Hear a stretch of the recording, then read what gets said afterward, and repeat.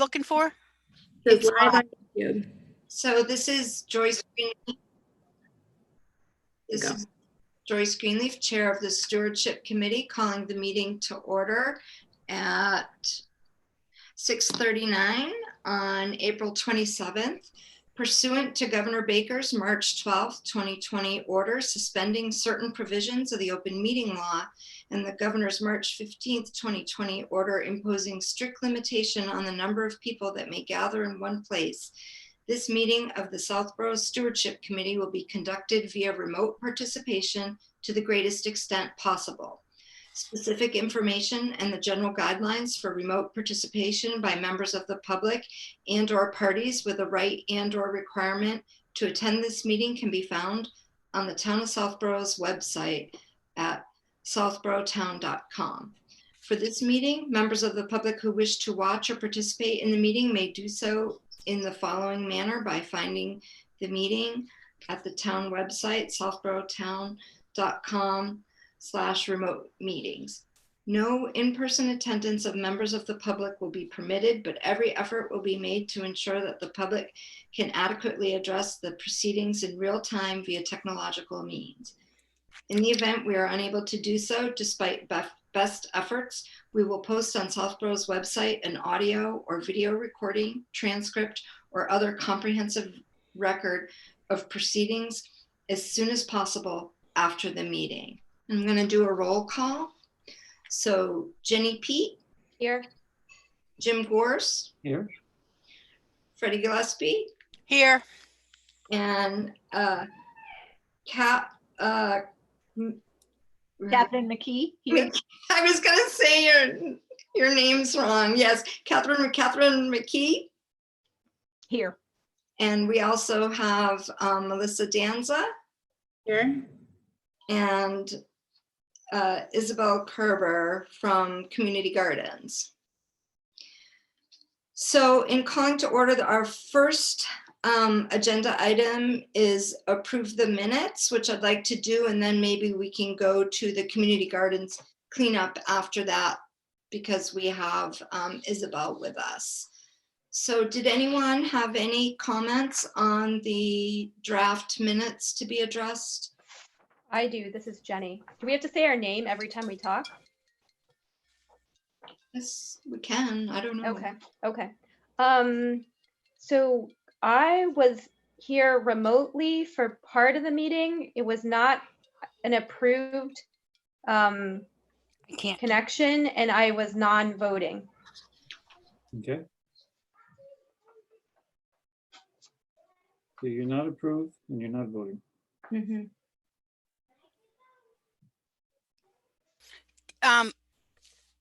Freddie?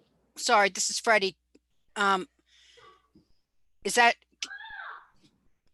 Should that be clear why that happened? It was approved. We have the paperwork that it was approved. Do we have to say why? It seems like that would be an invasion of Jenny's privacy. I'm sorry. Oh, so it was approved? That you participated remotely? Mm-hmm. Yes. Oh, okay. So why would she be not voting? I'm confused. No. And did you get approval? I got approval. Yeah, I did some paperwork. Oh, okay. Okay. But I definitely was not there for the whole meeting. So that may need to be reflected in, for some of the votes. Well, there were 2 votes and it'll be partial attendance then is what I'll put down. Okay. And yeah. I'm sorry, because it's a little difficult because I'm looking at the minutes on this is Freddie again, on my computer. Yeah. And I can't find them now. Were there any votes that just said approved and not by whom? There were 2 votes. One was approving the minutes and one was, actually the other one was adjourned. Those are the only votes we had last time. All right, so it's not that important. Yeah. But And Jim already corrected the date on the minutes. Thank you, Jim. All right. Yeah, I had the flu. I don't care about No, it invasion wasn't. of privacy. I wasn't asking for why you were participating remotely. I just meant like why your votes didn't count. If that I don't think I was not there for the whole meeting. I don't think I was. The first part of the meeting was with Twin Pines, and I think I had a call out, or I had to leave before that was even complete. So I don't think I was there for the vote of the minutes, to approve the minutes. So that means she wasn't there for both votes then, the minutes and the adjournment. Right. So the 2 votes she missed, and we had quorum, so we were still able to meet anyway, so it's fine. Mhm.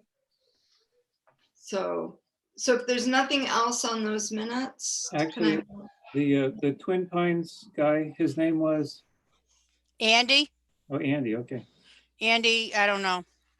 That's Freddie, sorry. Andy Hopkins, I think. Yeah. I will add that.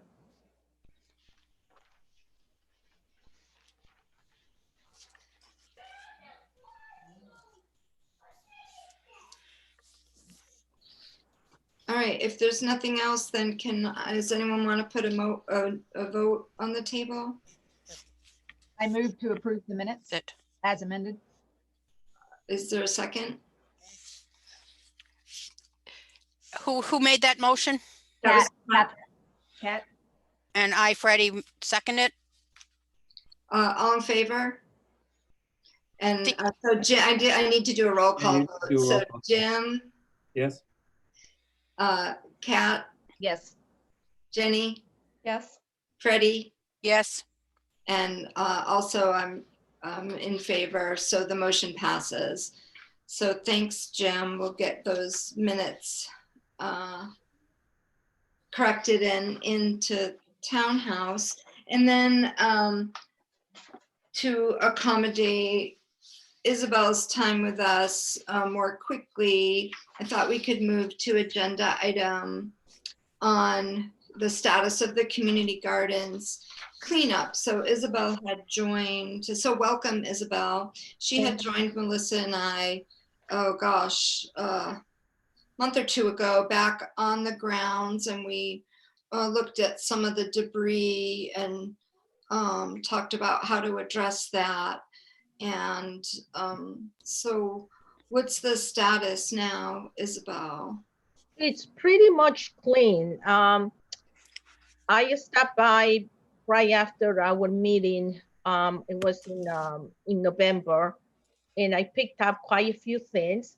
But then the gentleman that was really late with the white fence, he finally came around and he removed everything. And I came back again, I believe early December, and things looked pretty much clean. Maybe just a couple of little, sort of the little plugs that you put into the tarp.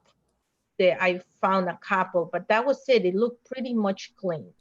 Okay, last time I looked, I still saw a lot of plastic plant tags and debris there. Melissa, have you been out? Yeah, so last week, or maybe the last Friday before last, I went out with the DPW director just to kind of look and see what was still there to get it cleaned up for the future. And there was a lot of plastic clips, tags, there's still some weed barrier and stuff like that. So what the DPW is actually going to do is she's sending one of her guys out there, hopefully this week, depending on how the weather really pans out. If not, then next week. And she's going to clean up, or the guy she sends out is going to clean up the garden.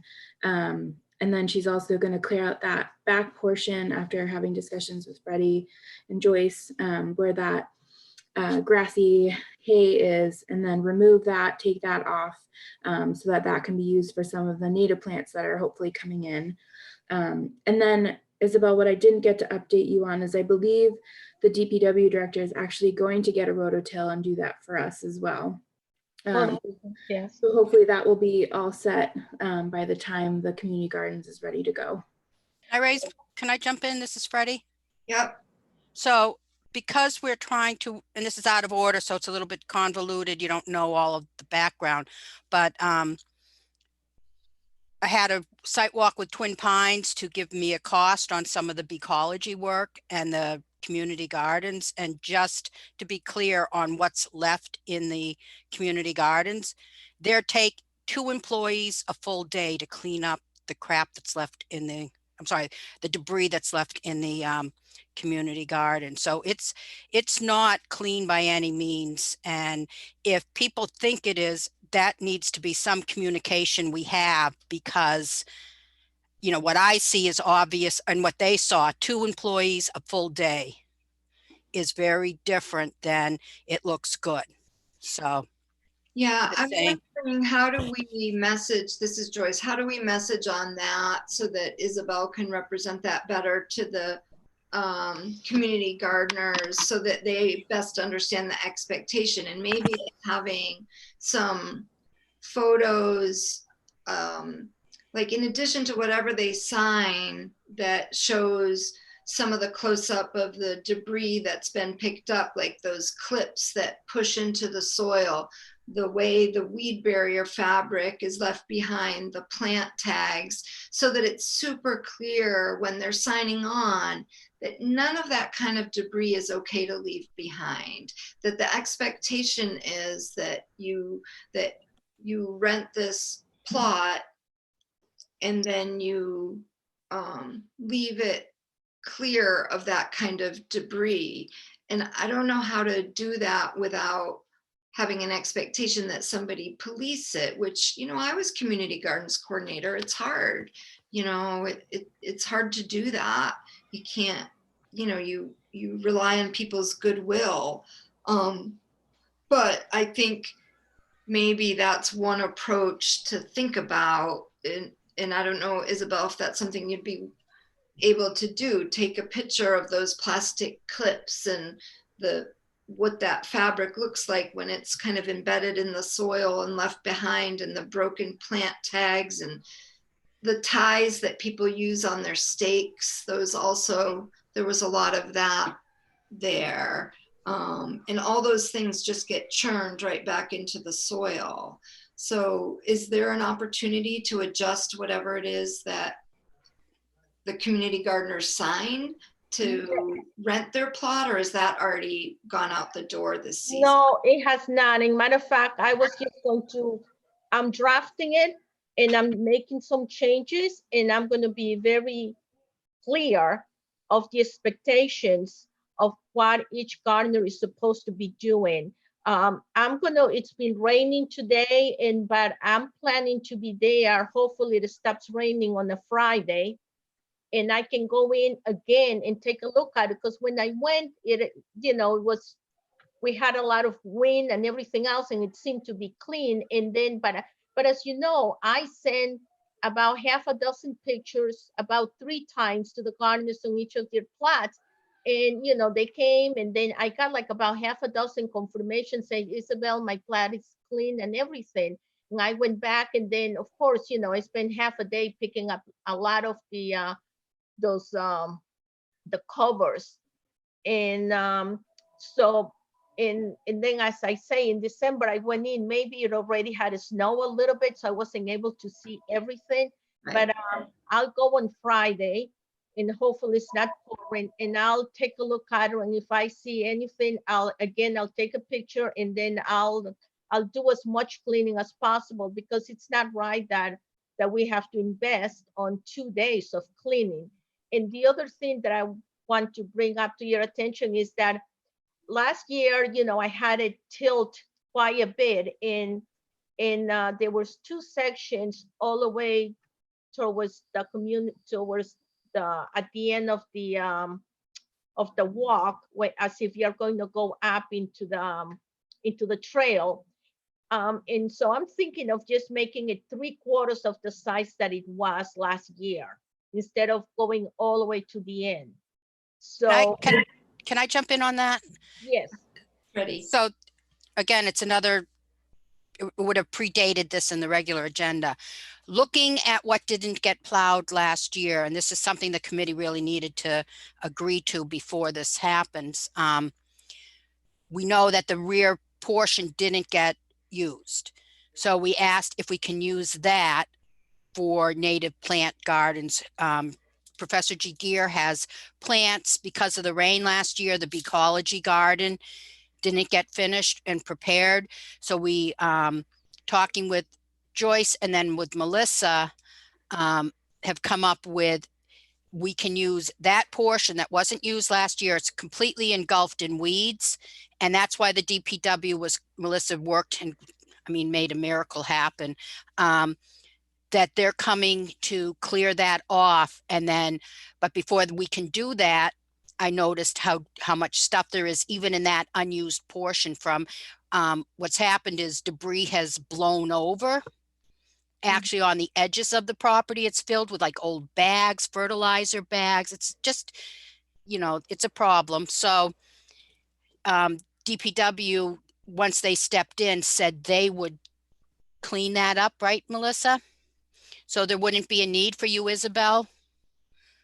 But the if we clean that out, that's the portion you're talking about, I think, and that would be then for a native plant garden. Professor G. Gear is getting very important plants that we can put in there. Yeah, so that should work out then if Isabel, you're also planning to reduce the size of the community gardens, and then the part that you wouldn't use, we would use for these plants. And just, I don't want to lose sight of whatever gets written up and shared with potential gardeners about the expectations. Melissa, is that something that you usually see also? Yeah, I think last year, Isabel, you sent that to me before it went out. So if we followed that same process, I think that would be good, just so we're all on the same page. Yes, I will definitely plan to share it with you and also with you, Joyce. I will never send anything without your review and your approval, because, you know, we have to be sensitive and we all have to be on the same page.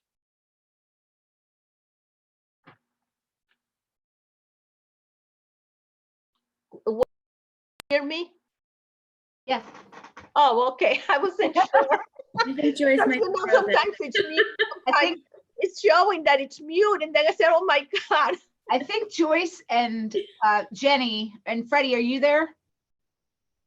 Okay, we might have lost a couple. So I Yeah. wonder if the power went out again. And those three, were you affected the last time the power went out, Jim? I was not, no. Yeah. So Joyce was saying the three of them lost power because they live Okay. in a mile. Okay. So Here what comes Joyce. so what I just want to reiterate that is that I'm drafting it, and I'll be sending it hopefully by the end of this week, early next week, and I'll make sure that Melissa, as I did last year, and I'll also CC Joyce, make sure they review it and they are in the same page as we are, you know, as I am, and everyone else. And if Melissa wants to share it with somebody else, it's fine with me. And the other question that Sorry, Isabel, can we just wait till some of them come back? I want to make sure before Joyce comes that we get a quorum back. I think, Oh, okay. I okay, didn't so realize I'm- that you stepped down. I'm sorry. It's okay. Can you hear me? This is Joyce. Yes, we can hear you, but we can't see you. Right. I don't know how to make you see me on my phone, but I see. Okay. Yeah.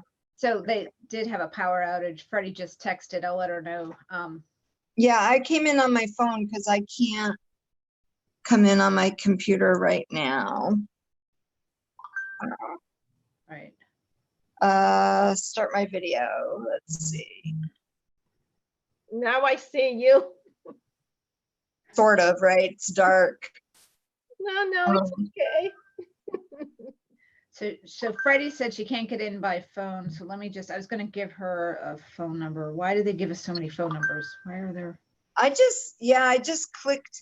15 phone I numbers? didn't dial. I just clicked on the link.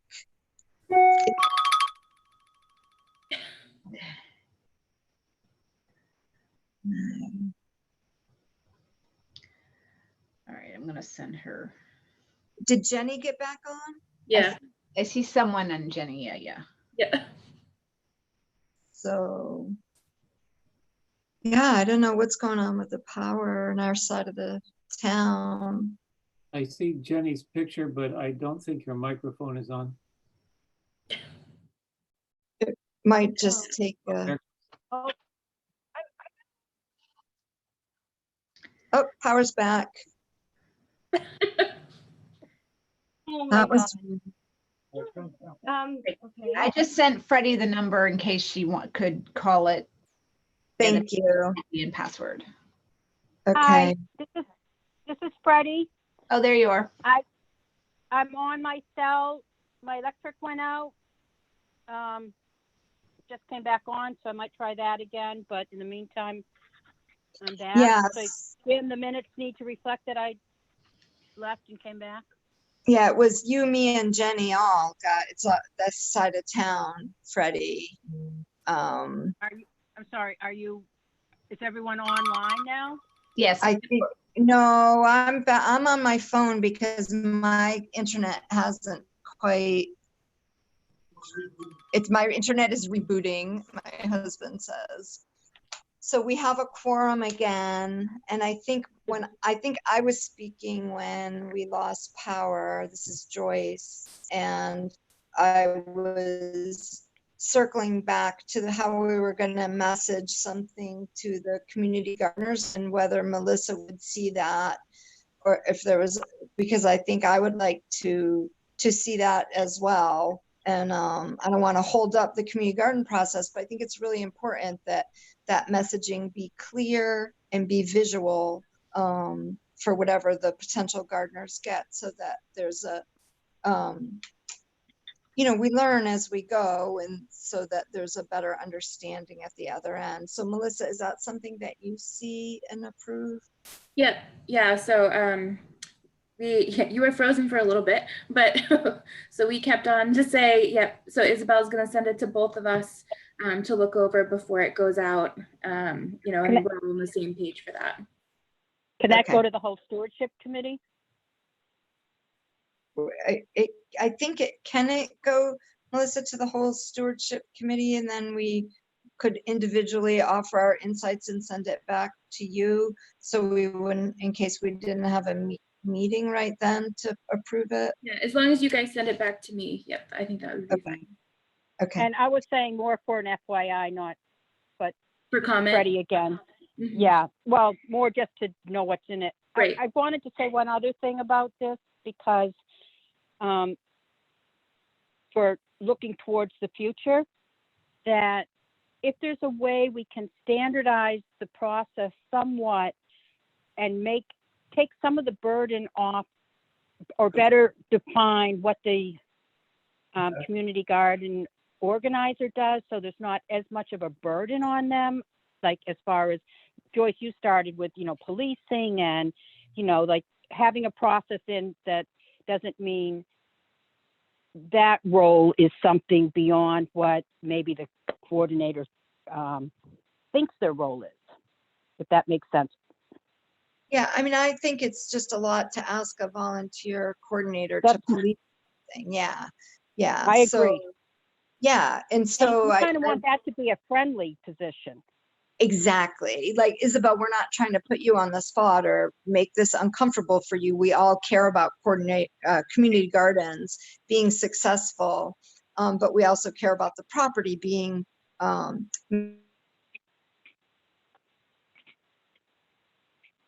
We lost power again.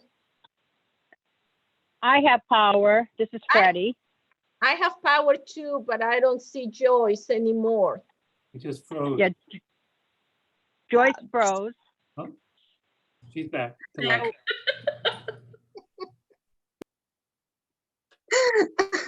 let the minutes reflect. Joyce is watching Frozen. Oh. All right. Is there anything else on the community gardens, or can we move on? I just have one question that when I sent the email a couple of days ago to Melissa and also to you, Joyce, I was just Mhm. wondering, do we have any guidelines or something that we can perhaps mention during in our form concerning COVID-19? Because I'm kind of concerned, the protection for the town as well as ourselves. Somebody comes and says, oh, I'm healthy and I'm fine, and then suddenly, I've been tested positive and I think it's because I was gardening, etc., etc. I thought I'd just bring this up and ask you, maybe if I should just, if if the town has some sort of like a template that we can also attach to the form that says that the town will not be held responsible, etc., as as a result of this pandemic. That's the only thing that I also wanted to ask you and how you felt about it. Well, this is Joyce. It's out of my league a little bit, though I'm in the public health field professionally. I think, the town, they're saying they're not allowing public gatherings. Does that mean community gardens can't start? I don't know. I guess I would suggest guidelines that would say, keep a 6-foot different distance. And I mean, wear you could masks. yeah, you could lay out the plots differently as well. Make bigger paths or something. Then you'd have a lot fewer plots. So I don't know. I see them not opening right away. I could be wrong, but I'm not sure what the selectmen would say about that. I don't see how you can do it with social distancing unless you had a checkerboard effect where you have 25% of the plots that you had last year with like a plot in between every single one that's usable. And then just think of how the people park and then walk to the watering, and until the restrictions are removed, do we need guidance from someone else, Melissa? Yeah, that's what I was just thinking. I think I can reach out to the Board of Health, and if anything on the rules that they sign, I think a catch-all phrase would just, please adhere to the local Board of Health and state regulations, during this time of pandemic.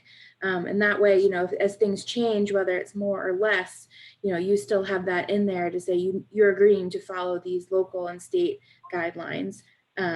And then in the meantime, I can figure out with the Board of Health or maybe the Board of Selectmen on, does the community gardens fall under some of these properties that would be closed or not? And what can we do? If we can't open them, what are some regulations that we put in place that will keep them, safe? Because this is Freddie. I'm sorry, I think a 6-foot wide path between each one, it's going to diminish how many plots you have. But if you think of somebody working in one edge of their plot and someone on the other edge of their plot, it gets crowded there. But I also see with the fear about food security right now that there's more of a desire or need to have this sort of asset for the town. That's my final statement. I agree with you because I'm already getting emails from gardeners saying that when it was going to open, and I say it's our tradition to open on Memorial Day, and I communicated to Melissa and also to Joyce that I'm planning on that Saturday. I think it's the 30th. That's when Memorial Day weekend is. I was thinking that Saturday, and last year I decided just to make one type of size plot instead of the little ones. And that really created a lot of much room. And what I can do is I can go ahead, lay it out again and just send it to you again.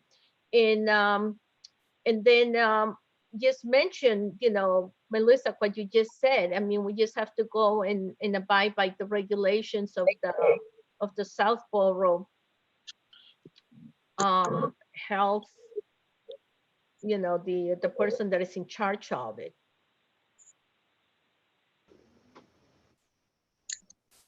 Yeah, I think usually they did always get started at the end of May, and if there's a way to lay it out a little bit and include some language that was appropriate for what they sign off is a good, nothing is risk-free, and so someone could also get hurt, other ways at community gardens. So but I think that given the era that we're in, some kind of language and thought to the plot layout can contribute to a safer community garden experience without, it would be a shame to not have it at all. Oh, yes, I agree with you. And there are people that are saying that it's so depressing. Some of them that are not able to work because of, some of them are working in the advertising, in the hotel business, taking pictures, and now their jobs have completely, stopped, and they are looking forward to the garden and say, Isabel, that's the only hope that I have to be out and working, or else I don't know what I'm going to do. And I'm a gardener too, and I also work, and I know what it means. So I'll lay it out. I'll share the layout with you, with both of you, to see, what you think about it. And I'll also put in some words, regarding, just to be careful about it. But, we still have time to draft it, and then take a look at it, and then hopefully in a couple of weeks we'll wrap it up, and we'll still be able to send it, because Memorial Day we still have like about 5 weeks. All right. Can I bring up, I'm sorry, I was going to be done, but one other concern that we're going to have to be aware of is with the increased use of trails, that parking lot is already full with people using the property, and how we address community gardens once they start, which typically that had not ever been, completely just for the community gardens, but that was the intent. We're going to have to come up with something for,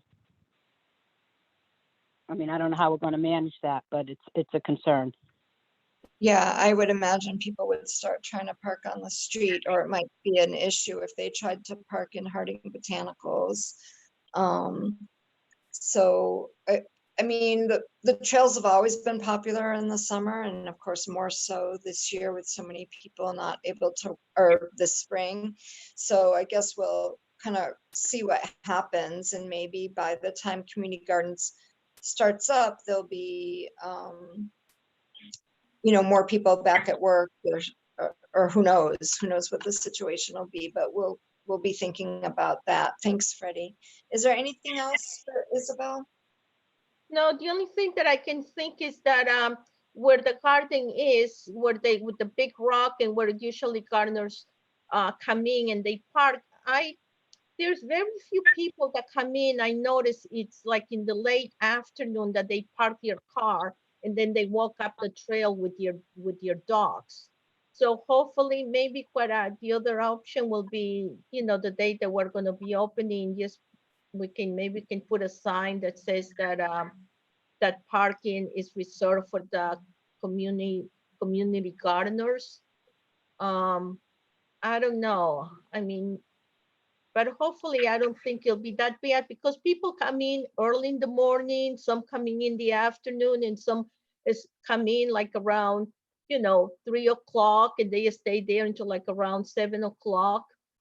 It's not as if all the gardeners come at the same time. Right. It's All just right, the parking lot's been full. Yeah, I guess we'll just have to wait and see. I'm reluctant to do anything at this point in time before it gets started, before it's a problem. So it's on our radar, so we'll let us know, and we'll keep an eye also. Anything else on community gardens? No, I don't. All right. Well, thanks for coming. Isabel, you're welcome to stay for the rest of our meeting if you like. We're going to move on and talk about an Eagle Scout update. So I don't know, Melissa, if this is something that you also got, if it was just me. I think it might have just been you. Oh, okay. So I have heard from an Eagle Scout, Nathaniel from Boy Scout Troop 92, and he is considering doing his Eagle Scout project at Breakneck Hill, and apparently lives in the neighborhood. And his idea, and I did reach out and invite him to this meeting, but I did not hear back from him, is to reconstruct the signboard at the parking lot because the cork board is falling apart and it's in some disrepair. He also thought maybe trail markers or blazes. Those are things that he had in mind for his ideas. He's interested in our ideas. And so he hasn't gotten back to me or tried to join this meeting, which I told him about. And so I think we can just generally talk about whether we think replacing that, we've always called it the kiosk, that kiosk at the trailhead is a project that we would want to have done by an Eagle Scout looking for a project. Because I can also redirect him to Town Forest. I know there's always projects or other ideas that we have at Breakneck Hills. So let me pause and see if anyone wants to react to that.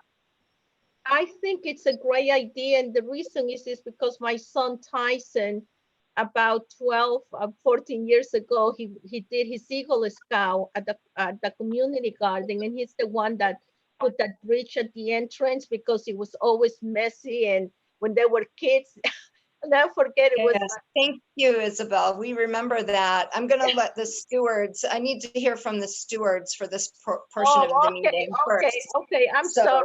I misunderstood. Yeah, that's okay. Thank you. That's okay.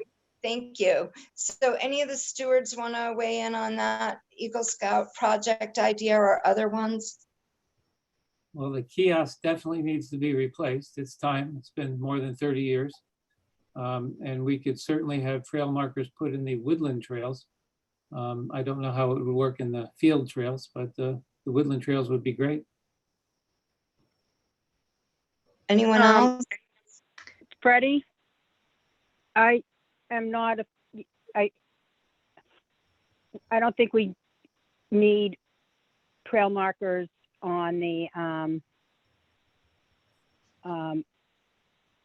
I'm not familiar with where the woodland trails are, but aside from that, there's no way to put them up. And if you put anything you did to make them, you would need to put a pole, which then creates problems for mowing. And then for, I've been there, I have never had someone come up to me and ask me where are they or where to go. So I don't think there's a need. Having a better map, that would be awesome. One that could be online and that could be updated as we move trails. And then we always talked about naming trails. I don't want a scout to do it, but that can be on our radar again, I would say, because when we talk about, when somebody says, oh, this happened here, and I'm like, you know, where are you? When you have to use a paragraph to describe that you're back to D facing E with, you know, south pasture on your left. I mean, so, you know, I don't think we need trail markers. I don't know how extensive is the woodland trail? What you go in and you come out, right? Yeah, It's like by the quarry, right? yeah. The one that's nearest the parking lot is very simple.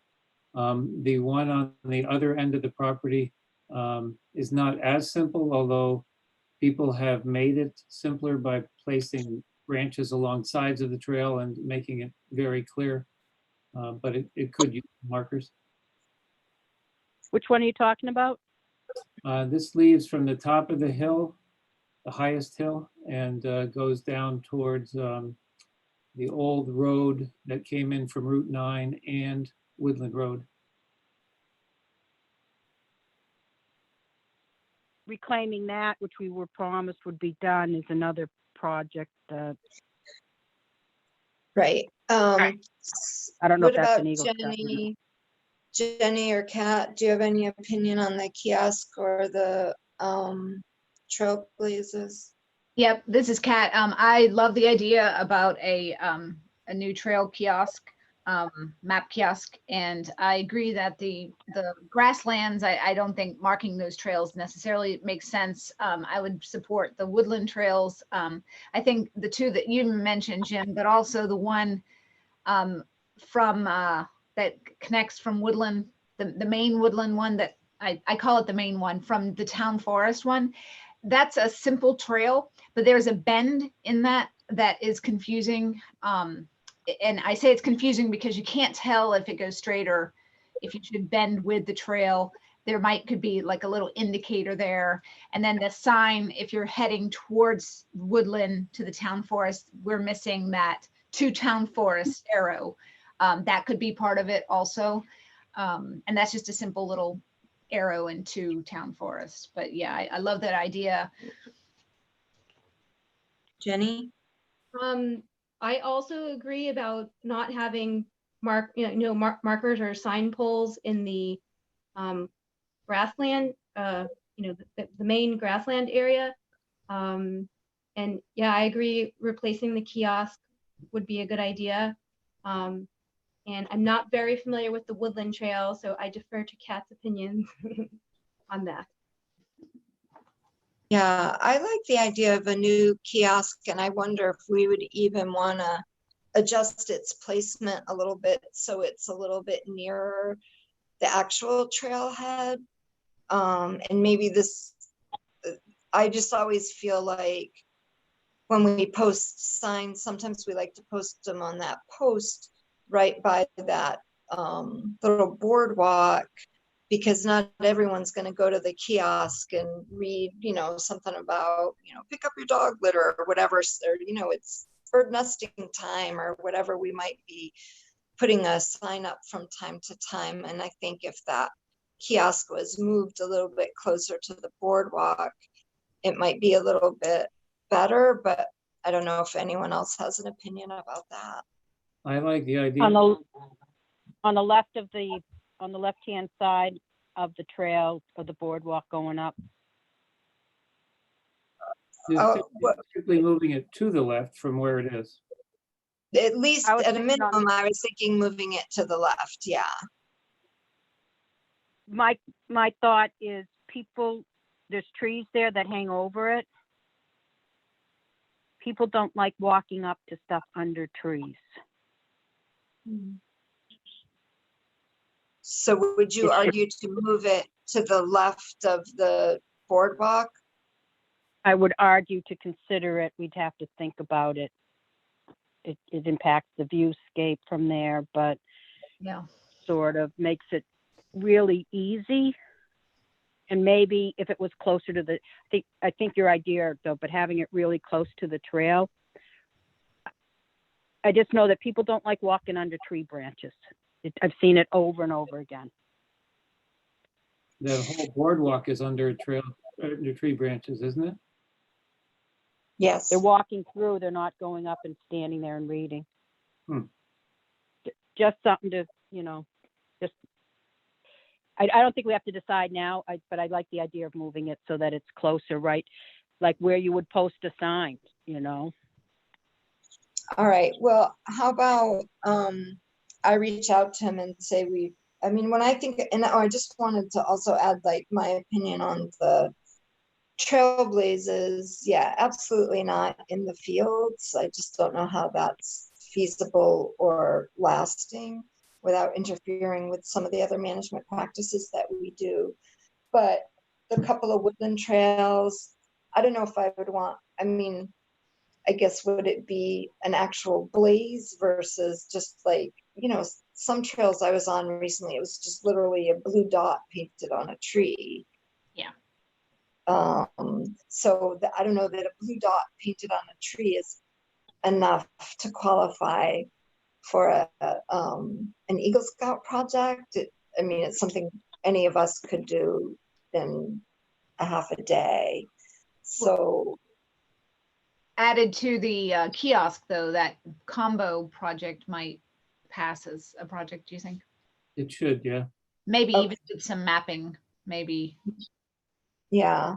Uh, All right. Well, if he's at all interested, I don't know what condition the bluebird boxes are in, but that's another, I don't know if it's a totally different project, but you know, keeping housing for the bluebirds and that are insect eating, you know, with the whole mosquito situation, which be good to keep more bluebirds there. yeah. I actually have 2 boxes. I have 4 boxes on my property and 2 of them are full this year.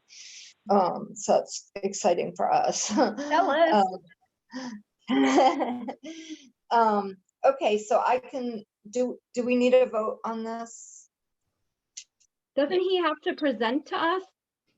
Yeah, well, yeah, but I would circle back to him and tell him our interest and invite him to then come present a more precise plan. This is really just step 1. So in fact, I thought he might come today, but because I did let him know about the meeting, but I didn't hear back from him. So This is Freddie. I think consensus is good enough to invite him to come talk to us. all right, so I will do that. Let's move on then to updating the management plan. Melissa, you've been a busy bee. Congratulations on your degree. Thank you. And what's new with the management plan that we may need to discuss? So I want to thank Joyce and Freddie, who kind of sat down with me a little bit more and went over the 2017 management plan, because that kind of really gave me the basis of kind of what has been done on that plan versus, you know, what I would need to know is what resources you guys need to get, you know, the goals and actions done that you want.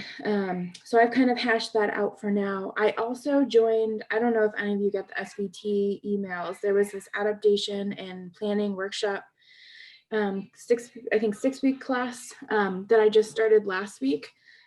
So that's kind of, it's been interesting. And I think I'm kind of utilizing that to kind of guide how this might go forward, just using some of the resources.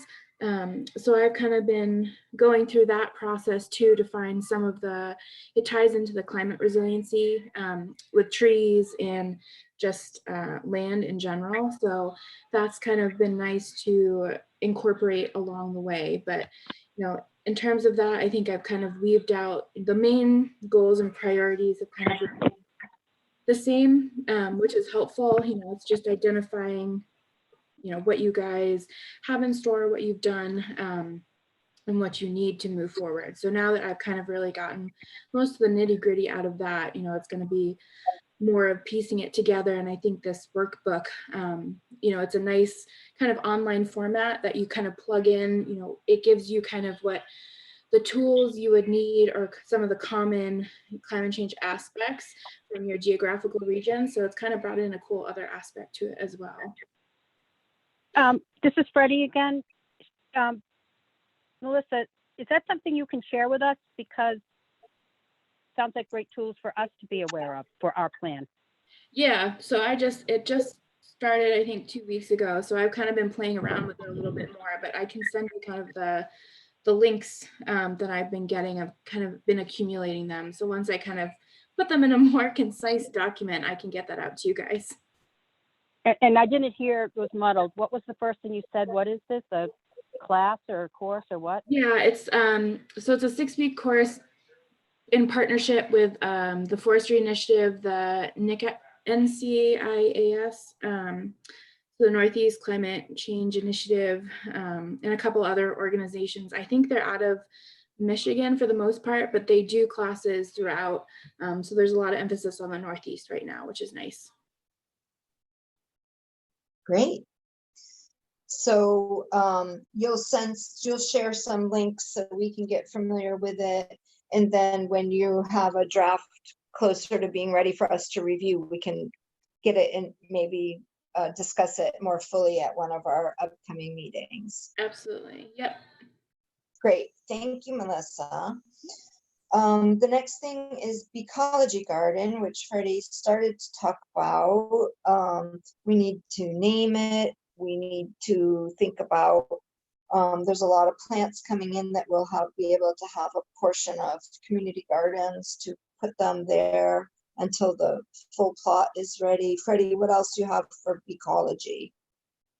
So first, I don't know that we ever formalized what we can call it, and what we, talking with Rob, I came up with, if it's acceptable to the Stewardship Committee, to call it the Ecology Research Garden.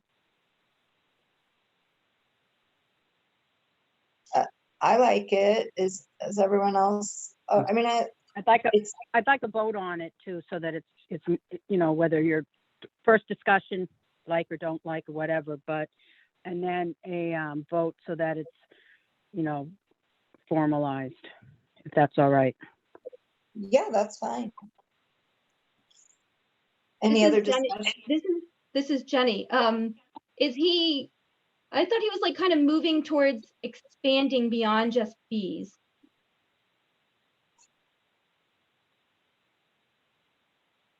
He is. However, we can rename it in the future, but for now we got to call it something, and his focus is on, this is specifically part of the research for bee, tied to the Ecology project. So, Okay. And just to be clear, all of these plants provide great resource to all pollinators. You know, like one plant that's a special plant for a rare bee could also be a host plant to 100 other butterflies and moths, potentially. Mhm. But we're, you know, the focus is on bumblebees for the research that is specific to these plants that are being given to us. And a little bit about the plants and the process.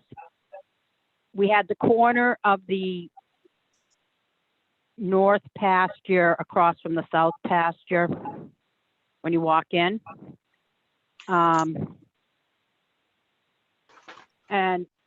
it had been a large portion of, you know, well, it seemed like a good area, but then it seemed too big. So we had half of it started with treatment, but because of the rain last year, that didn't get finished.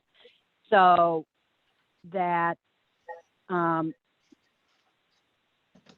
the half that didn't get finished, I mean, the portion that I didn't move forward on, that didn't get finished, I was looking to see if there was a way to get that ready for the spring, because Rob switched plans and was now doing seeds. He wanted a place to put seeds down. And it turns out, and this is another piece of information, I had a site walk there with Twin Pines to see what it would take, what options were available. And they came up with, you know, just one of the things we discussed was just turning it over, you know, like an experiment, and planting with seeds. We know there'd be a lot of, it wasn't my favorite thing to do, but to get these seeds that are gifted to us, it was a possibility as an experiment of what happens when you seed into a, you know, a heavily weed pressure meadow. And they also said there was another thing they could do, is they came in and they'd cut and take the soil out and bring new soil in, which I didn't think we could afford, but I asked for prices. And I went there, you know, spent my time getting there, did a site walk with Jay from Twin Pines. He looked at that, and then we also looked at what they could do for the community garden. And despite that was on a Friday 2-3 weeks ago, he said he'd get back to me on Monday, and despite numerous phone calls, texts, and even last Friday, he said he'd get back. I called him. He said, oh, he was in a meeting and he'd get back to me. I've never heard back from them. So That's when, at the time, Melissa had stepped in with the offer from the DPW on the backside of the community garden, which is our best hope to get anything in. And what's going on is also, as you know, with any of these plants, they're even harder to source than plants from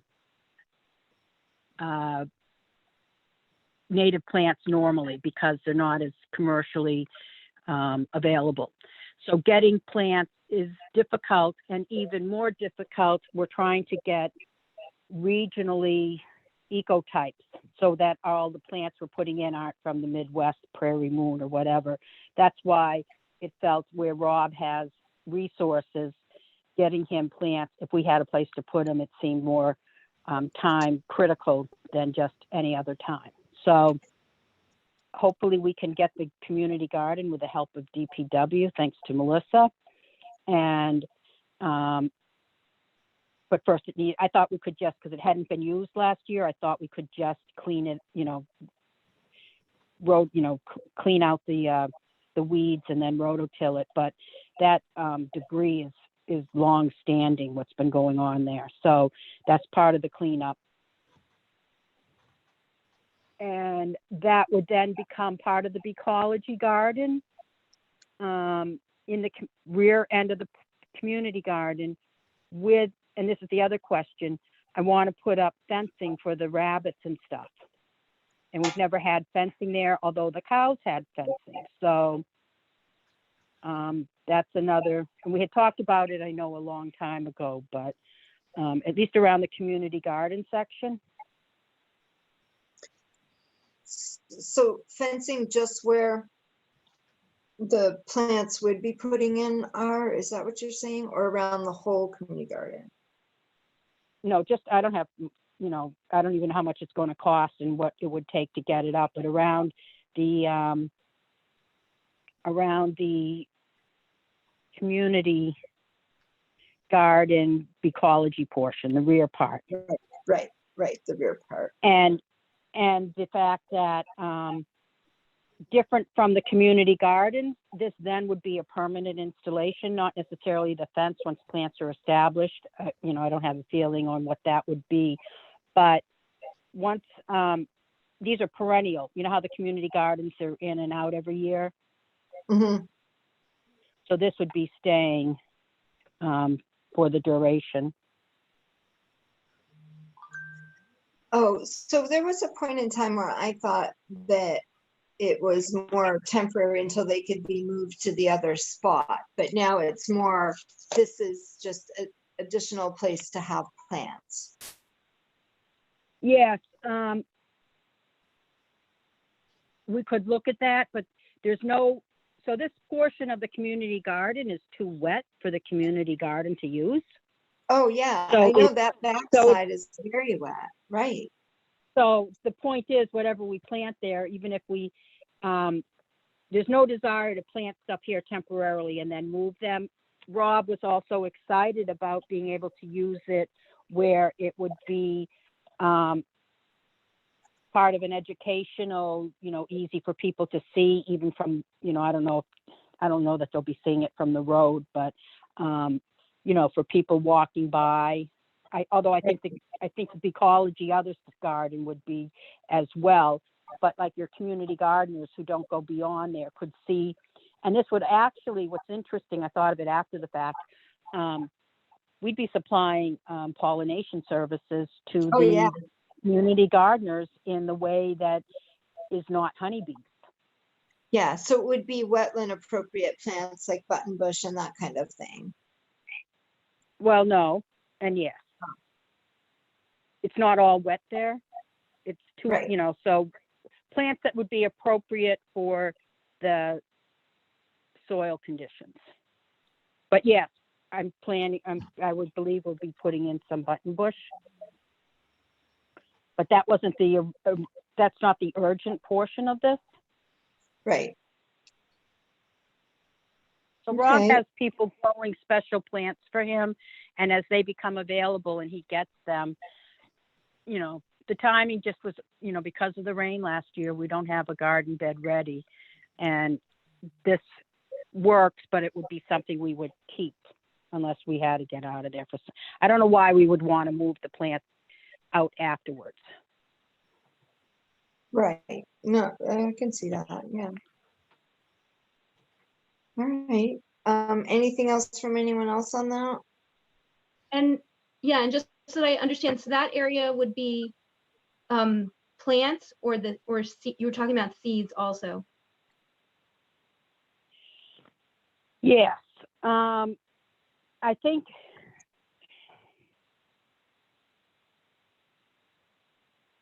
Rob has a lot of balls up in the air. Mm-hmm. We may have missed the opportunity to get seeds. They may have gone elsewhere because they needed to get in.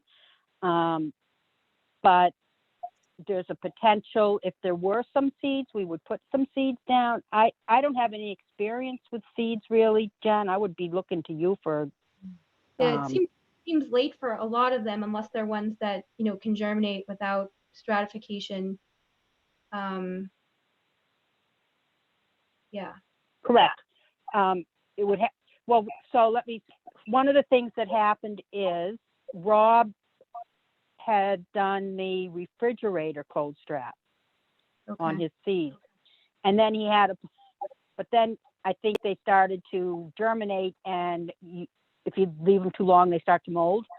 Mm-hmm. So he planted them. So I've been, it's been, crisis isn't quite the word, but he's been wanting places to plant for months now. And, we just didn't have it. And the coronavirus made it even more difficult to come up with a plan, which is why I was even considering doing the turning over of the soil, which is not something I ever anticipated doing. Oh, but saying that, what we could do is, and I'm going to ask Melissa to,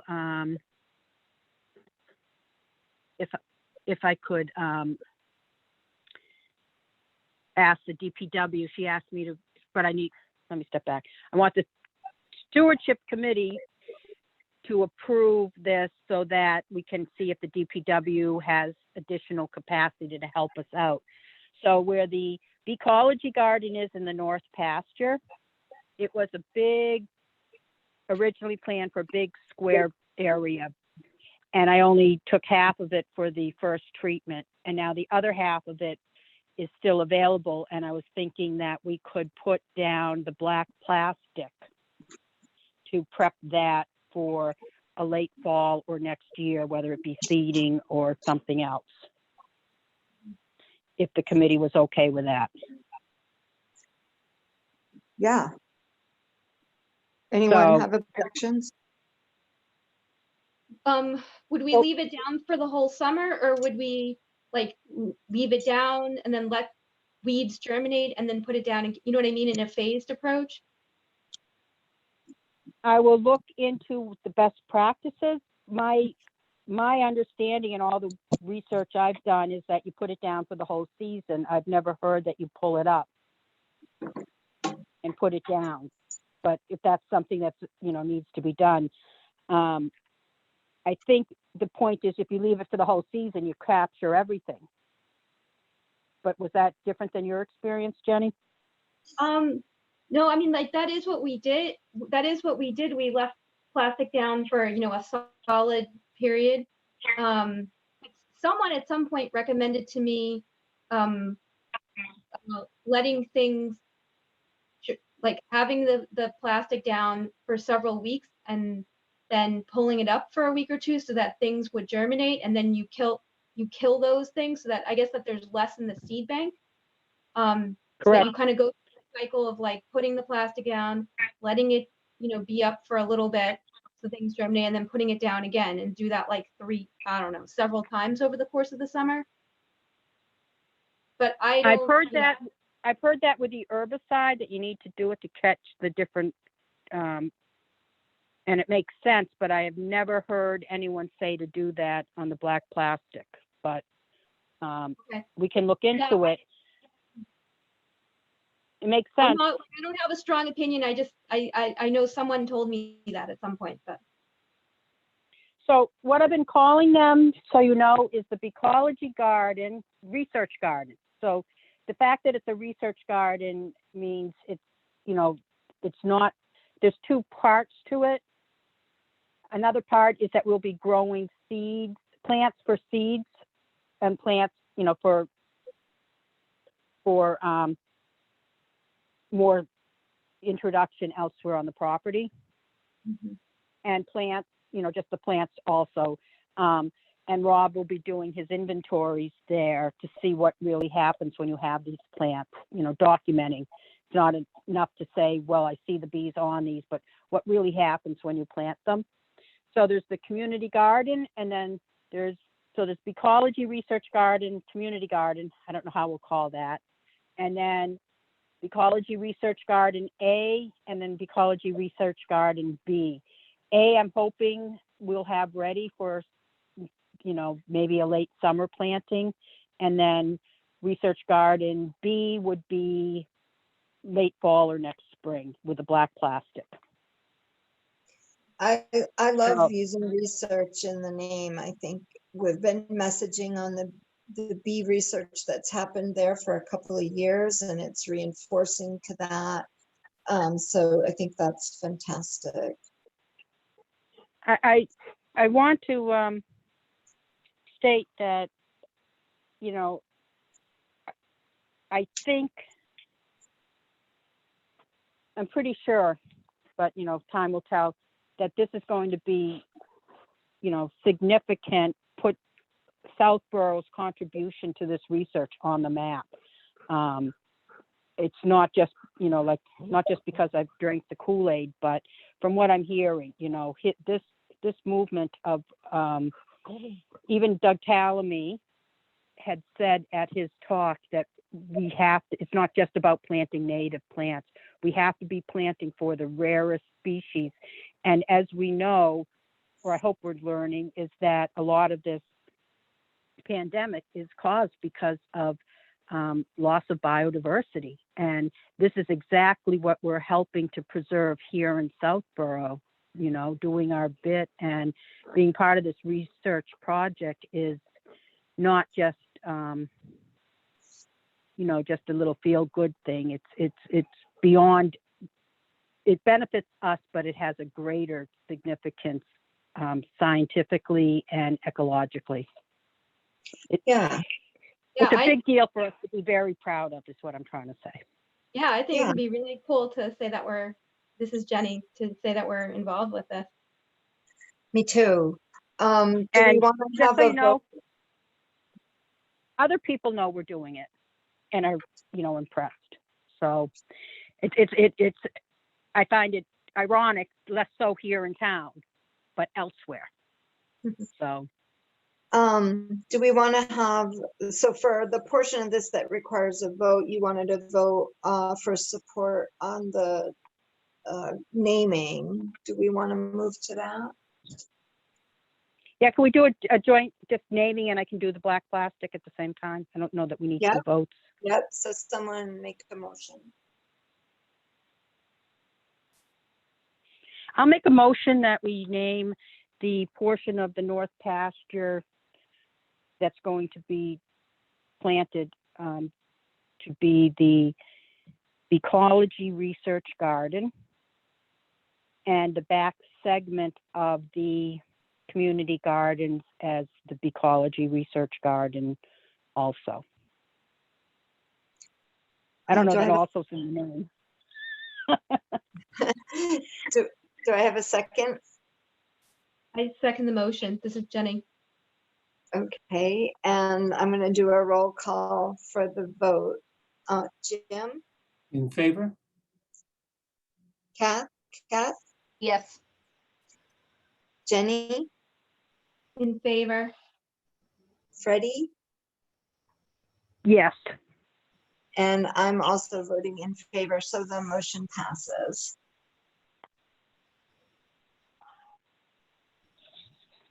Okay, was there another motion or was that it, Freddie?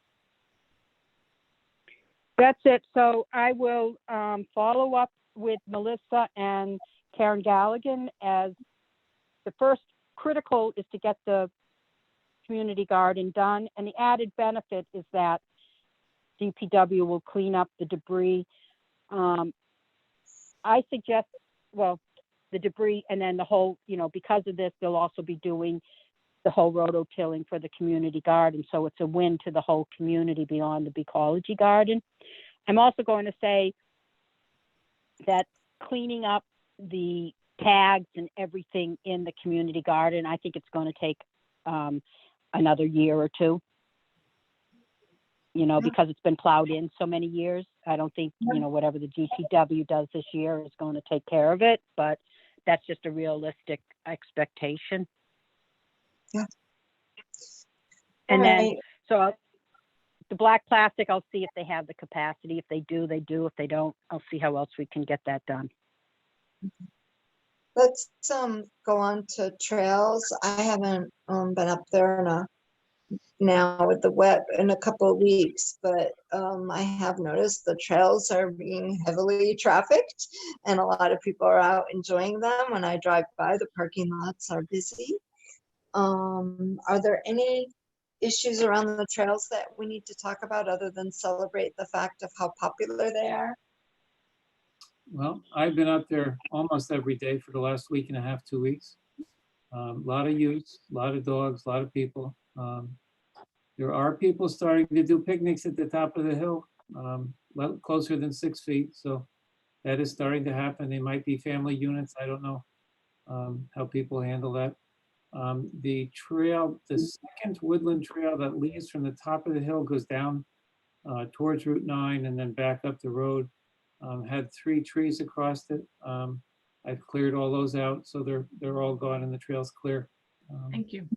Thank you, Jim. Looks good. Have you noticed any increase in leaving dog poop with the increased traffic? No, not necessarily the same amount. I know that, and Freddie can confirm this, I haven't even looked at it, but somebody had a bucket at the trailhead where people were depositing dog poop bags. And I think that is now gone, but somebody had put another bag there. So I'm not sure what's happening there. I haven't gone down there. I've driven by, and this is Freddie again. I've driven by and seen it, just a big mound of trash where that bucket is. Somebody obviously is picking it up and taking it away at some point in time. I don't know that we don't need a formal policy at some point of what to do.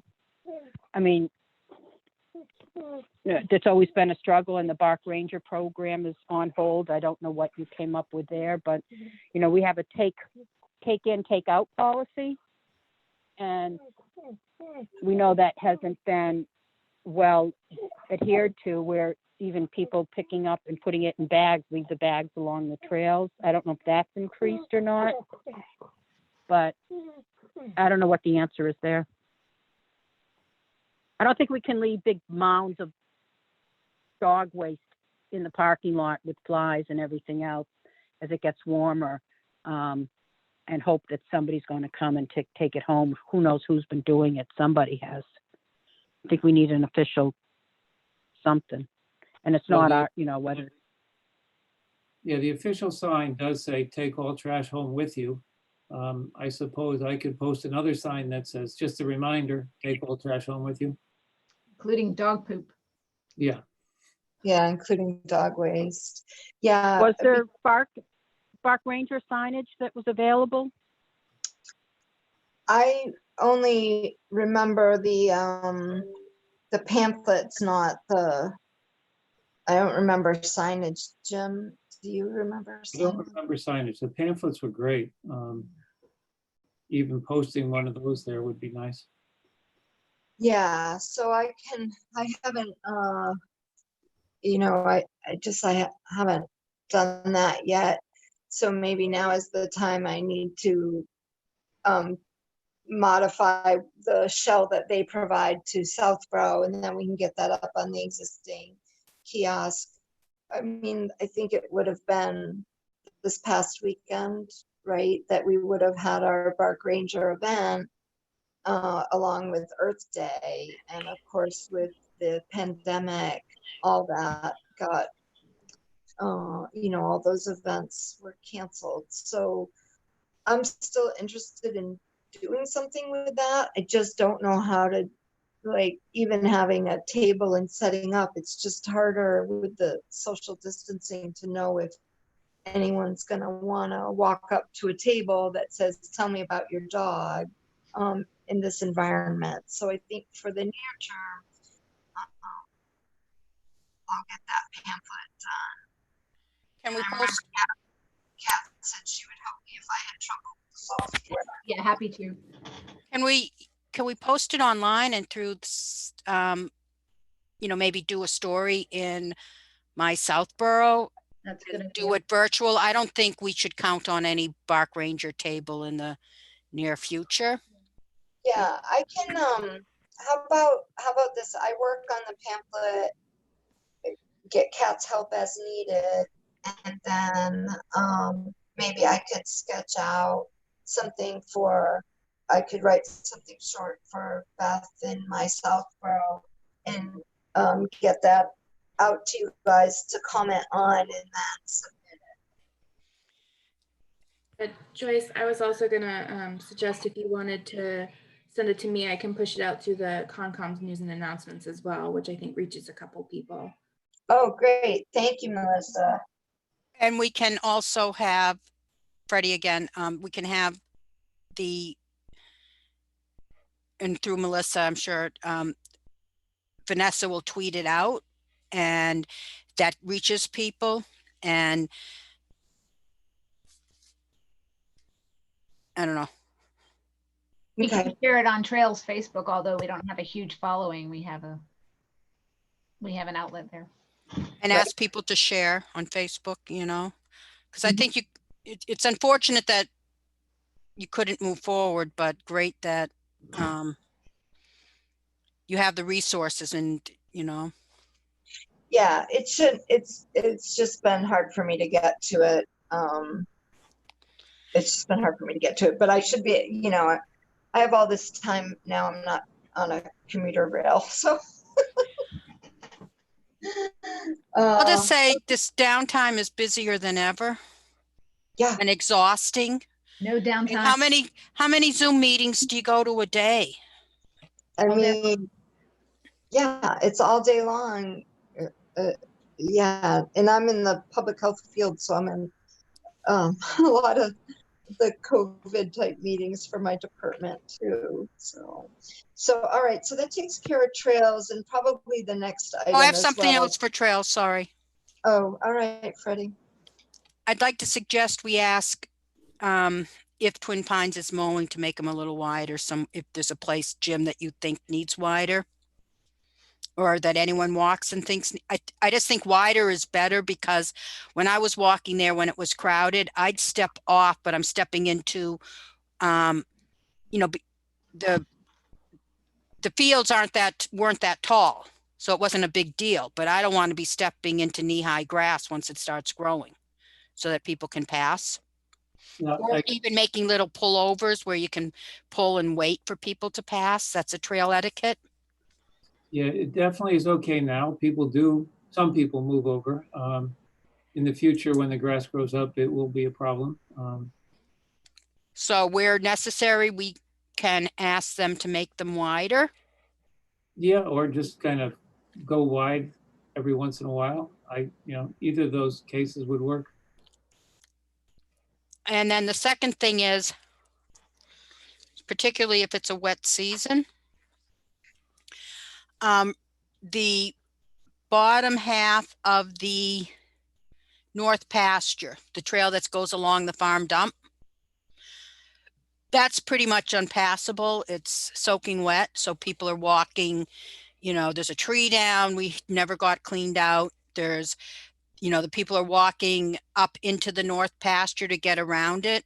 And I thought maybe putting a new trail in a little higher up would make sense. And then we could switch off if it dries up. But, it's not really great for people to come across a trail that's like, you get soaking wet. And then as the grass grows taller, people walk, you want it safe for people with their their dogs. And I thought it would need to be, I saw an area where it would be maybe possible because it's on a slope, you don't want it, you don't want people too difficult, but I saw where it was flat and it sort of is on, where the North Pass, okay, the road, this is why having trails named would be good.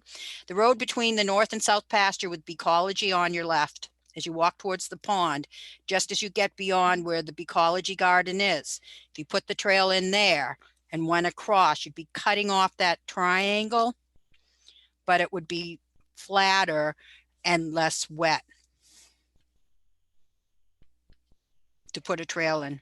That would work. That trail has traditionally been wet every single spring, but it dries up pretty good once it warms up a little bit. And it wouldn't be necessary after, say, this month, but it's traditionally wet. So yeah, if you cut that trail higher on the slope, you would definitely avoid it.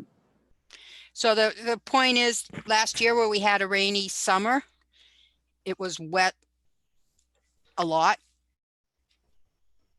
Yes, we have had more than normal rain.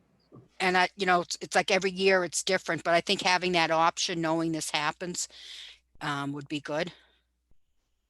So having Twin Pines, as the grass grows, mow a little bit further into the incline on that back trail, and then kind of cut that corner further in. Is that? It's actually, if we laid it out, it's an actual new trail that cuts over to, so it's not just going up. It's not like going up from that trail, because when you go up from the north, the Ecology other side of the garden and cut across, it just would sort of meet up with where it becomes the upland area. Oh, okay. I was thinking it was more the other, the back, more the back. So This is okay. the trail that runs along the farm dump, and instead of walking anywhere near that, now you're cutting kitty corner across. Right. You know where we were with the with the Aqua Kids. yeah, and those rocks there below Yes. that, but cutting straight across.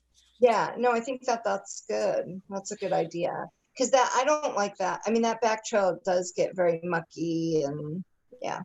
And actually it has a section that's really come in now that there's no grazing, with a lot of Great Joe Pie. So it's a section of the North pasture that is right next to the Ecology project Ecology Research Garden, that Dr. Jagier is very happy to see all the Joe Pie weed there. He gets very excited about it. So that's come in on its own, and it's a great, it's one of those other areas where, when we don't mow as much, things happen. So, and just because you mentioned it, I don't know, I'll mention it now, that the Live Blue has been disbanded for the foreseeable future. And I'm not sure, I think Amanda might have been furloughed. Oh, Yeah. no. What? Wow. Yeah, so. Yeah, that's too bad. Well, we'll have to keep our eye out. I'm sure if they come back together, I would imagine they would reach out to some of the folks that had relied on those volunteers previously to see, what could be done. I'll stay in touch. I'm not sure. They had a date planned with us in March, actually. Right. And that got canceled. And after it got canceled, it got, it's done for now. All right. Let's see. We've done trails, bark ranger, town forest. So I know there's been some tree work there along the edges done by the Pike Authority, I guess. Huh, Kat? And so just to catch everybody up, I took a little walk along the trail that's adjacent to the pike and noticed some big tree removing equipment. And I noticed a flagging system that started on the outside of the fence next to the pike, and it went in like a semicircle all the way and just kind of did a semicircle all the way back to the pike. And I wasn't sure what it meant. And I sent Joyce and DPW and also Melissa some pictures just to understand what the flagging was. Cause I didn't know if that meant they were going to come into the forest and do some work or what. And DPW, Karen Galligan said that she wasn't aware of any work that they were doing. And I think, Melissa, you might have shared that it was just some standard wetlands flagging. I think so. It wasn't a real concern. And they haven't come inside the forest. So I was just curious if they were going to cut down some beautiful trees. And apparently not. That's good. The tree, some trail angel cleaned up some of the fallen trees in the town forest, so there is no longer any cleanup that needs to happen unless something's fallen in the last week. Great. But speaking of wet trails, we've listed some projects before for the town forest. It is this time of year that there are two sections of the trail that are always impassable. One is the old Bay Path, the main trail. It's next to a very low-lying area that fills with water. It's one of those it could potentially be a vernal pool, I'm not sure. But in the spring when it rains a lot, it always gets water and it overflows into the trail. And it isn't the main trail and you can't walk on it. And I'm wondering if that's a good candidate for a boardwalk of sorts, just a simple boardwalk that would allow water to flow underneath. So you're not interrupting the flow of the water, but it would also allow people to pass, because what's happening now is you have to walk off trail and then you obviously are, messing up the sides of the trails that aren't intended to be part of the trail. So that's the only thing that I have to share about that. And that's on our list of potential scout projects for there, right? Yeah, that's right. Great. And Go ahead. Town Forest, I had the opportunity to walk there and it was just wonderful. And I'm wondering if our hands are full with management, but just if there's anything we want to do like proactive during this time, I was thinking we could do a virtual scavenger hunt for people to go there by themselves with their family. Anyone who may have seen a picture I posted, I was taking a picture of some insect damage to a piece of wood, and then later I noticed it looked to me like a flying pig. And I still laugh every time I think of it. And, like find the flying pig or and there was also it was a moment in time when this rock looked like it was on fire, brightly lit. I thought it was like, somebody zooming down from outer space or something. I mean, it was kind of really crazy. And I think it only happens like once I don't know, but anything like that we could find that would be like, making a virtual scavenger hunt, like sort of a, like we used to do trail walks and you can't do it anymore. I mean, if we think there's value, we're all really busy. It would take people walking through there and coming up with pictures. I was thinking like post pictures and not the location. A great idea. You could say find, like lichens that are this color, that color, find the bat box or the duck box or I like it. We won't tell them where stuff is, but just have it there. You know what? It would be wonderful to have alongside any article we do about the increased trail usage and stuff to show, hey, remember about cleaning up after your dogs and these it can be all. But also here's this fun scavenger hunt you can download and do with your family if you walk there. But for the town, I was thinking for the town forest, because it would be a way of introducing people to another resource of the town that doesn't get as much use. I think we could have a note about proper trail etiquette, which if you see someone else coming, you step aside and let them pass. Like if you're on a one-way street in the mountains, you don't just drive head on and play chicken. So we could, have a little discussion about that, but Maybe it's two articles, one about the town forest trails and then another one about Breakneck Hill. yeah. And you can say that people can, town forest is also dog friendly. It's another place to take your dogs, obviously picking up after your dog. Yeah. And then the parking or how do you get there is an issue. I noticed, and people aren't aware of this, but is it 3 or 4 spaces on Kidder Lane Yeah. are for the Yeah, town forest? And I was over there and there was a big pile in there of another mulch, and you can't be taking up a parking space for a town resource and that's a whole nother issue we'll talk about after the pandemic, but like the landscaping material on town-owned land. Right.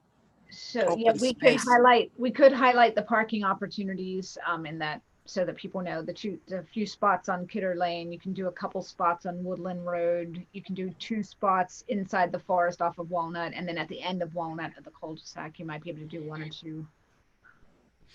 Yeah, I thought there was a great opportunity at the end of Walnut, but the trail going in from there was not very good. I don't know if that's better now, but It's much better, yeah. And there's one section of that trail that has a tree that no one wants to walk under, and it's obviously people have started walking around and kind of reforming that trail, and I like what they've done. So we just need to flag it a little bit, so you just walk around the tree, and it's a good. So I think, Freddie, to your point, I think that trail is pretty good. Wide and enough to walk through. And SVT's trails are off there. We could maybe coordinate with them if that's another project, but and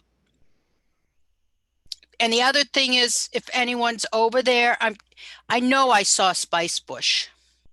Has anyone seen the Spice Bush over there? Jim, you haven't seen it? You would have called me.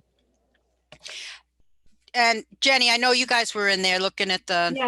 Yeah. So I was also going to mention about that. So we went there. My family went there on March 28th. And I also was going to say, so that's my first time that I've been there. No, and it was really nice. We were just, we were very impressed. The trails were really nice. So we went there because we were hoping to be able to certify some vernal pools, but no, don't get excited, Kat. Yeah, so we went, so I'm not as familiar with the trails as you, but we came in on Kidder. We parked at Kidder and came in over there. So we stopped at the first pool, I think kind of on the right. And then I think that one's near basically the end of Kidder. And then we continued on, and then we went to Freddie sent us to the one with the duck box and the bench. Yeah. So we went to both of them. We didn't really see anything. So it doesn't mean that they're not vernal pools. We just didn't find anything when we were there, and it has been like kind of a weird year. Like less precipitation this winter.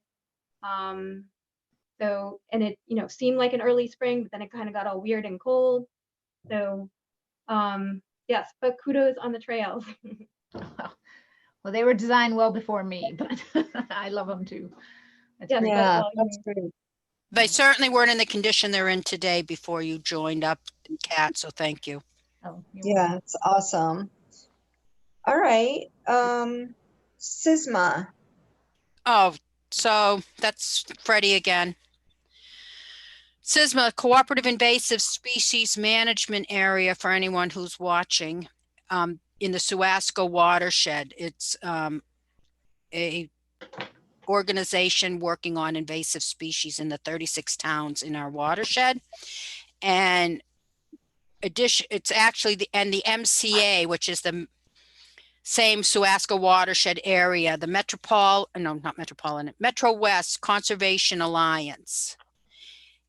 I sit on the advisory committee for that group as representing the Open Space Preservation Commission. The Stewardship Committee in the past got a small grant from the SISMA. So the two separate organizations, one is on conservation issues and one is on invasives, but they cover the same area and a lot of this, same people, and they're having their joint spring meeting. We did get a small grant from them to deal with some invasives at Breakneck Hill quite a few years ago. After we got the clear cut for the big bittersweet problem, we were so focused on that we hadn't paid attention, and the shrubby treed area next to the parking lot became completely engulfed with bittersweet. It was like we had our backs turned to it and didn't notice. So we got that cleaned out, plus some hot spots and some treatment for, I think it was the spotted knapweed invasive. Anyhow, that lower by the parking lot is now a bumblebee garden, another pollinator garden. So for the MCA, Metro West Conservation Alliance, they have a native pollinator task force that I chair for the 36 towns, and the goal is to create the functional diversity habitat gardens of Dr. G. Gear's prescription. We want one display garden in every one of the 36 towns, and to then spread that, watershed wide, that people start putting these plants in their yards, and there'll be an ambassador program. So what we're doing at Breakneck Hill, sometimes it feels like hell, excuse my language. What we're doing at Breakneck Hill with the Ecology Research Gardens will be one of these types of gardens, although they're more geared towards research and not necessarily a designed, beautiful backyard garden, right? But it will show where the plants are and how they look, so you'll be able to see what's going on. So the annual meeting of the MCA and the SISMA annual spring meeting, the Native Pollinator Task Force is the presenter, and that's been turned into a webinar. And what we're doing for the webinar, for the presentation, is we're starting out with a description of what the purpose of the Native Pollinator Task Force is, which is very much it's all based on Robert G. Gear's research. And then I'll be giving an overview of Breakneck Hill. And then Lincoln, which has really gung-ho adopted a program of moving forward on improving their conservation and their land trust. They've got a huge program, and they're going to go over what they've done. And then we're going to end up with asking for the ambassadors townwide. So what I'm talking about at Breakneck, because it's joint with the SISMA, the invasive people, I'm starting out with pictures of the bittersweet infestation, the clear cut, our great management for the grassland birds, and then pollinator gardens. And we put the pollinator gardens in, and I have wonderful pictures from Dawn of we've really done a good job with increasing diversity of birds and butterflies. And then we invite Robert G. Gear to come and find out there's more work to be done. And so we're talking about, moving forward with this Ecology Garden and the work we've done with flagging the pussy willow and the Rosa virginiana and, the native honeysuckle, and how we're changing our management to try to do this. And so that's the presentation. And when is that, Freddie? I believe it's May 12th, and I've never done a webinar before, so I don't know. Not having people to look at is going to be difficult, but then afterwards it should be available. So I'll send out invites if you can come. It will be probably a Zoom. And if not, and then I think there'll be questions and answers at the end. And then after the webinar, there will be, I think it will be online for people to view later. Great. Well, that's wonderful to know that it'll all be tied up together in a presentation showcasing all the work. So that's awesome. It's not really done for the stewardship committee, so I didn't really need a vote, but I kind of want your support that I'm doing it. I mean, it kind of came up after the fact, and kind of have some trust in me that I'll present us well. Oh yeah, no, I'm thrilled that the work will have an audience of interested people, and if it, I don't know if that's a weekend or a weekday, I don't know if I'm available. I'd love to be able to participate remotely on May 12th. I think it's a Tuesday. weekday, like it's It's a usually 4 Tuesday. to, it's a Tuesday. Thank you. Mhm. 2 to 6, something like that. 4 to 6, I don't know. Yeah, so depending what's happening on my day job, that might be something I could be able to participate. The MCA is made up of a lot of conservation agents and staff of land trusts, so it's often held during work hours. That doesn't make it that convenient for other people to participate. It's one of the, things, it's a limiting factor, I think, for some of the messaging. So Yeah. on some level that it's going to be recorded and available for others is probably not a bad thing, even though I'm very nervous about that. Okay, and then the last thing I have on the agenda before any other business was if there's any updates on any grants we need to be aware of or should be pursuing.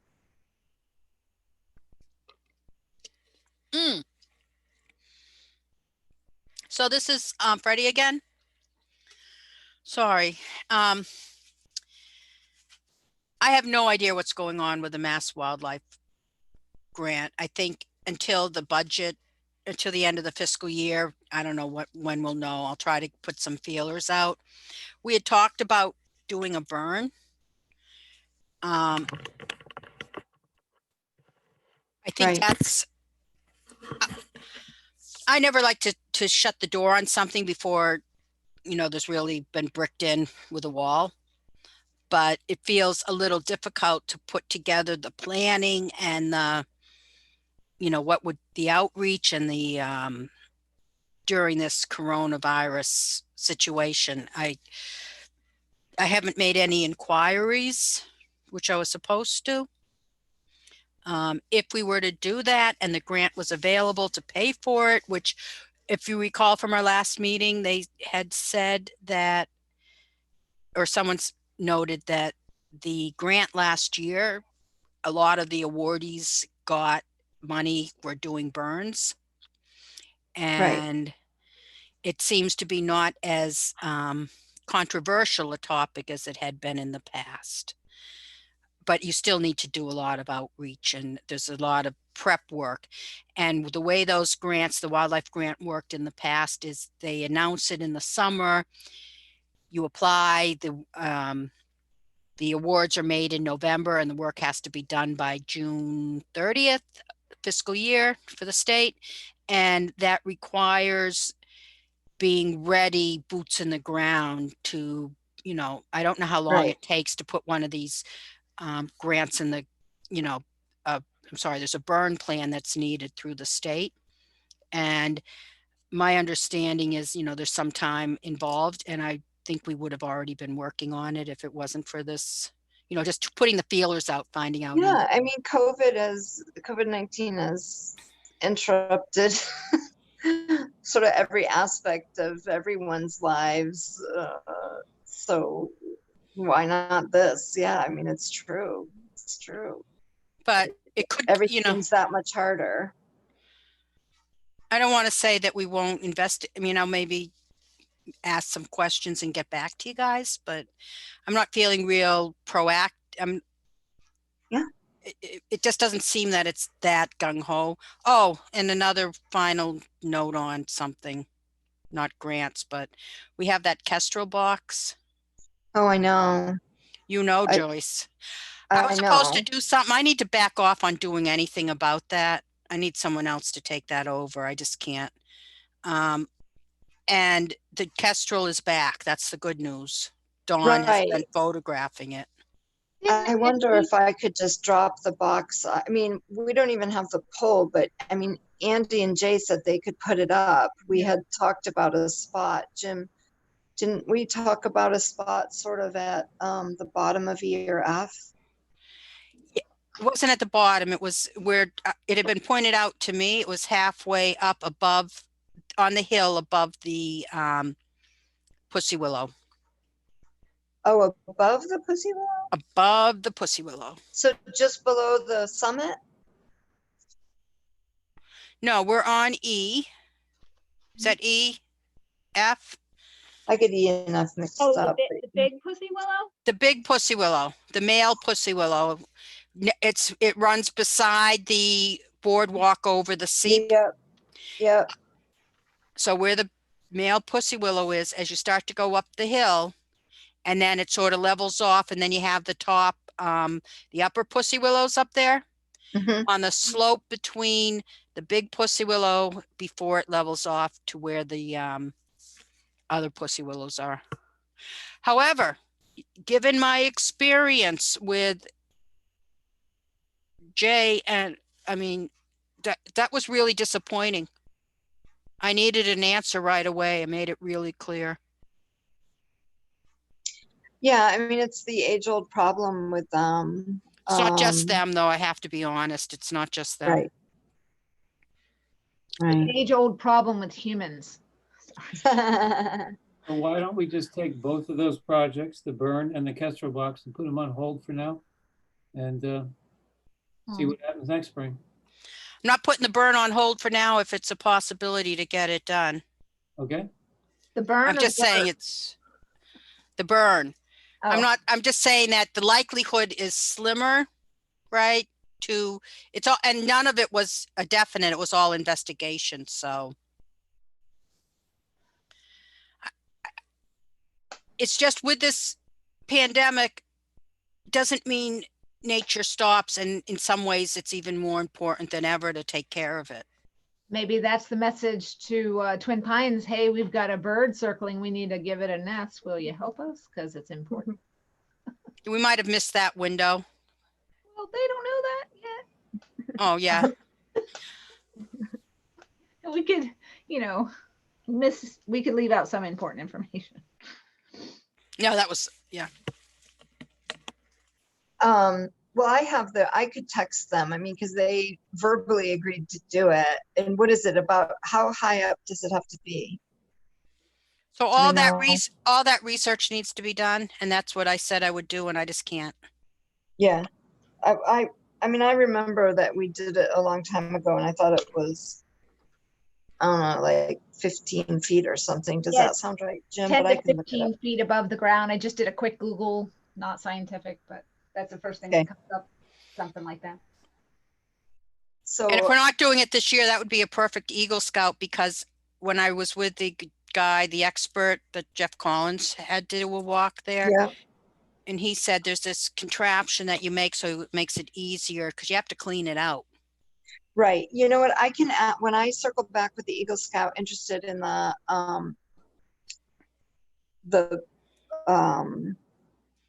kiosk, I can mention the Bluebird boxes and a Kestrel box also as potentials. Because like the woodland trailblazing, that's almost nothing. I mean, I think it's just not as it's not as big of a part of a project, but kiosk plus some nest boxes is just a more expansive, Eagle Scout worthy maybe job. Although the way Eagle Scout projects seem to be these days, that the kiosk seems to be maybe in itself, I don't know, and that the Kestrel box and the Bluebird boxes might be a separate project. Right. Well, sometimes we be. get more than one, so we'll see. I can lay it out. I'll just circle back with them and see what response I get. I mean, we're still waiting for the other kid to circle back with us with his design and specifics on the free little library, which I will say they put one in at the train station and people are using it. I mean, I haven't taken the train in a month, but I used to see people going to it. And it is nice looking. It is I mean, whoever did that, I don't know if it was him or somebody else. It was someone else. There's a cute one at the Fayetteville playground also. Yeah, he did that.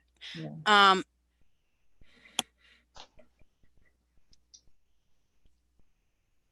All right. That takes us through our whole agenda unless there's something else.